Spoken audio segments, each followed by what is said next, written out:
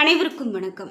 சித்ரா பௌர்ணமி வழிபாடு அப்படின்னு பார்த்தீங்கன்னா, முக்கியமாக பாவத்தை தீர்த்து புண்ணியத்தை அதிகரிக்கக்கூடிய ஒரு நாள் அப்படின்னு சொல்லலாம். இந்த நாளில் நம்ம மேற்கொள்ளக்கூடிய இந்த சின்ன சின்ன விஷயங்கள் கூட நமக்கு புண்ணிய பலனை சேர்த்து கொடுக்கும் அப்படின்னு சொல்கிறாங்க. அதனால தான் இந்த சித்ரா பௌர்ணமியை தவற விடாமல் நீங்கள் கடைப்பிடிங்க அப்படின்னு சொல்கிறாங்க.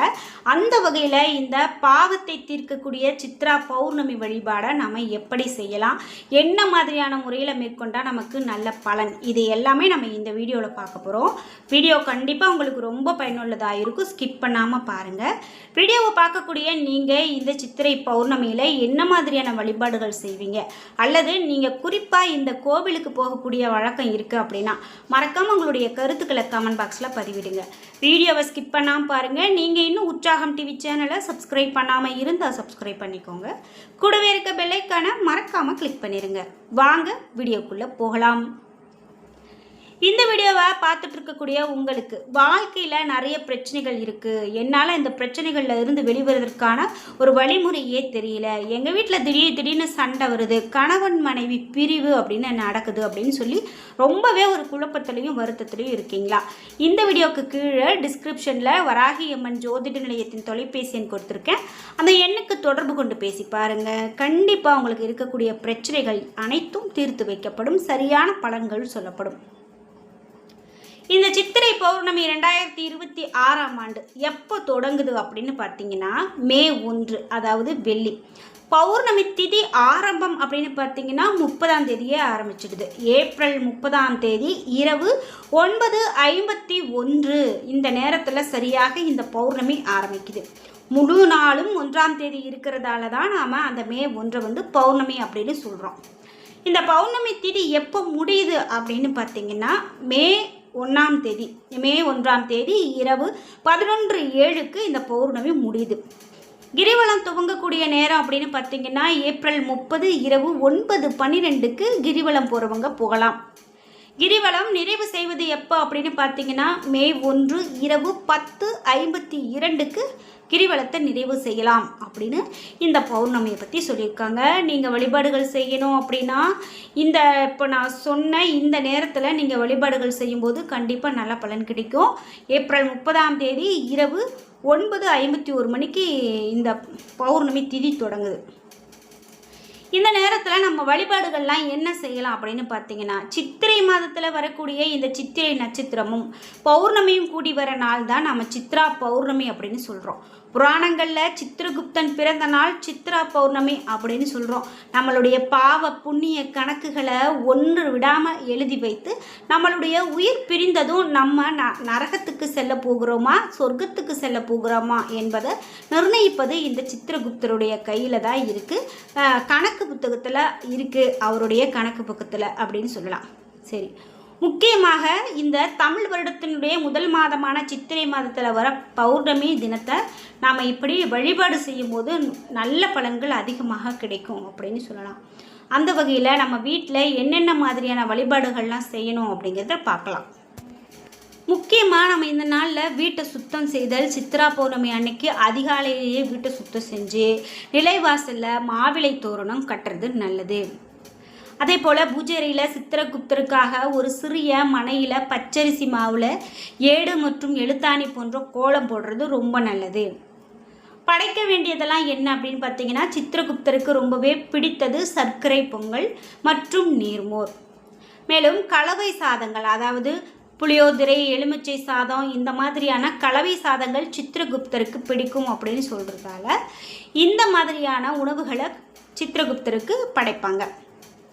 அவன் முக்கியமாக இந்த நாளில் செய்யக்கூடாத தவிர்க்க வேண்டியது என்ன அப்படின்னு பார்த்தீங்கன்னா, சித்திரகுப்தர் பூஜையில் அன்னைக்கு பசுவினுடைய பால் மற்றும் பால் பொருட்களை தவிர்க்கணும். இது ஒரு சூட்சபமான விதி அப்படின்னு சொல்கிறாங்க. அவர் காமதேனுவினுடைய மைந்தன் என்பதால் தாய்ப்பாலுக்கு மரியாதை தரக்கூடிய விதமாக இந்த பழக்கம் கடைபிடிக்கப்படுகிறது அப்படின்னு சொல்கிறாங்க. இருந்தாலும் எருமைப்பால் பயன்படுத்தலாம் என்பது சில ஊர்களில் வழக்கமாக இருந்து வருது. தானத்தினுடைய மகத்துவம் என்ன அப்படின்னு பார்த்தீங்கன்னா, சித்ரா பௌர்ணமி அன்று குடை, செருப்பு, விசிறி மற்றும் அன்னதானம் செய்கிறது மிக சிறந்த பலனை கொடுக்கும். குறிப்பாக ஏழை மாணவர்களுக்கு புத்தகம் கொடுக்கலாம், பேனா கொடுக்கலாம், எழுத்தாணிக்கு அடையாளமாக தானம் கொடுக்கலாம். தானம் செய்வது உங்களுடைய குடும்பத்தினுடைய கல்வி தடையை நீக்கும் அப்படின்னு சொல்கிறாங்க. சித்திரகுப்தர் காயத்ரி அப்படின்னு பார்த்தீங்கன்னா, பூஜையின் போது சித்திரகுப்தர் காயத்ரி மந்திரத்தை சொல்வது இரட்டிப்பு பலனை கொடுக்கும். ஓம் தத்புருஷாய வித்மகே சித்திரகுப்தாய தீமகே தன்னே லேக பிரச்சோதயா என்ற மந்திரத்தை சொல்லலாம். இந்த மந்திரத்தை நாம் 108 முறை சொல்லும்போது கர்ம வினைகள் குறையும் அப்படின்னு சொல்லலாம். இந்த மந்திரம் உங்களுக்கும் தெரியும் அப்படின்னா மறக்காமல் கீழே கமெண்ட் பாக்ஸில் பதிவிட்டுருங்க. நாம் எங்கே சென்று வழிபடலாம் அப்படின்னு கேட்டிங்கன்னா, இந்தியாவிலேயே சித்திரகுப்தருக்கு தனி கோவில் இருக்கிறது நம்ம தமிழகத்தில் தான். நம்ம தமிழகத்தின் காஞ்சிபுரத்தில் தான் சித்திரகுப்தருக்கு அப்படின்னு தனி கோவில் இருக்குது. சித்ரா பௌர்ணமி அன்று அங்கே நம்ம செல்வது மிக விசேஷம். முடியாதவங்க உங்கள் ஊரில் இருக்கக்கூடிய யமதர்ம ராஜாவின் சந்நிதியிலோ அல்லது சிவன் கோவில்லையோ வழிபாடு செய்யலாம். நம்மளுடைய கடந்த கால தவறுகள் பாவங்களுக்கு சித்திரகுப்தரிடம் மன்னிப்பு கேட்டு இனி சரியான பாதையில் வாழ்க்கை செல்ல வேண்டும் அப்படிங்கிறதுக்காக வேண்டிக் கொண்டு இந்த நாளில் வழிபாடு செய்கிறது ரொம்ப ரொம்ப நல்லது. முக்கியமாக இந்த சித்திரகுப்தருடைய வழிபாடை புராணங்கள் படி என்ன சொல்கிறாங்க அப்படின்னு கேட்டிங்கன்னா, யமதர்ம ராஜாவுக்கு உதவி செய்ய ஒரு கணக்காளர் தேவைப்பட்ட போது பிரம்மதேவர் தன்னுடைய மனதிலிருந்து ஒருவரை உருவாக்கினாராம், அதாவது சித்தம். அவர் கையில் ஏடும் எழுத்தாணியோடும் தோன்றியதால் சித்திரகுப்தர் மறைவாக இருந்து சித்திரம் வரைபவர் அப்படின்னு அழைக்கப்படுறாரு. மற்றொரு சுவாரஸ்யமான தகவல் என்ன அப்படின்னு பார்த்தீங்கன்னா, இவர் பசுவினுடைய வயிற்றிலிருந்து, அதாவது காமதேனு வயிற்றிலிருந்து தோன்றியவர் அப்படின்னு சொல்லப்படுது. அதனால தான் இவருக்கு பசுவினுடைய பால் மற்றும் தயிர் கொண்டு செய்யக்கூடிய உணவுகள் பிடிக்கும் அப்படின்னு சொல்கிறாங்க. மனிதர்களுடைய பாவம் மற்றும் புண்ணிய கணக்குகளை எழுதக்கூடிய யமதர்மனின் கணக்காராக அறியப்படக்கூடிய இவர் சிவபார்வதியால் உருவாக்கப்பட்டவர் அப்படிங்கிறது சில புராணங்களில் சொல்லப்படக்கூடிய கதையாகவும் உண்டு. சித்திரகுப்தருக்கு அப்படின்னு நிறைய முக்கியத்துவம் கொடுக்கறது உண்டுங்க. அதாவது நாம் செய்யக்கூடிய ஒவ்வொரு சிறு தவறும் நன்மையும் சித்திரகுப்தருடைய கணக்கில் பதிவாகுது.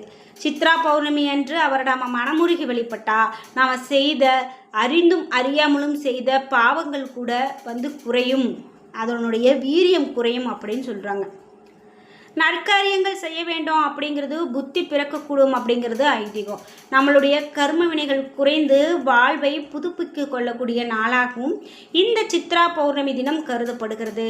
சித்ரா பௌர்ணமி அல்லது தீபாவளிக்கு அடுத்த கார்த்திகை மாத துவிதியை திதி ஆகியவை சித்திரகுப்தர் பூஜை செய்வது ரொம்ப மிக மிக உகந்த நாட்கள் அப்படின்னு சொல்கிறாங்க. நான் மீண்டும் ஒரு முறை மந்திரத்தை சொல்கிறேன். ஓம் தத்புருஷாய வித்மகே சித்திரகுப்தாய தீமகே தன்னோ லேக பிரச்சோதயாத்.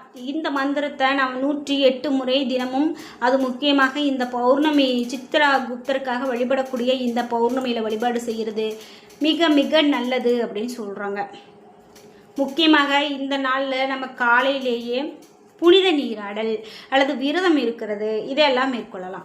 அதிகாலையில் எழுந்து குளித்து சித்திரகுப்தர் மற்றும் சிவபெருமானை நினைத்து விரதத்தை தொடங்கும் போது மிக மிக நல்லது அப்படின்னு சொல்கிறாங்க.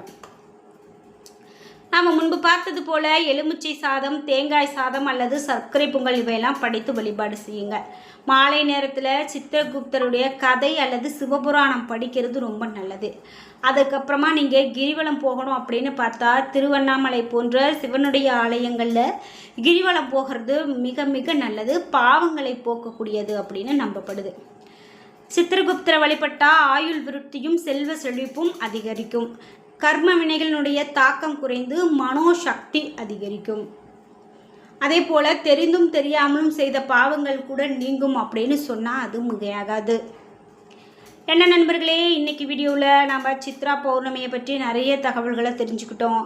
இந்த வீடியோ கண்டிப்பாக உங்களுக்கு ரொம்ப பயனுள்ளதாக அமைஞ்சிருக்கும். வீடியோ உங்களுக்கு பிடிச்சிருந்தா லைக் பண்ணுங்கள், ஷேர் பண்ணுங்கள், கமெண்ட் பண்ணுங்கள். நீங்கள் இன்னும் உற்சாகம் டிவி சேனலை சப்ஸ்கிரைப் பண்ணாமல் இருந்தால் சப்ஸ்கிரைப் பண்ணிக்கோங்க. கூடவே இருக்க பெல் ஐக்கானை மறக்காமல் கிளிக் பண்ணிடுங்க. நன்றி விவோஸ்.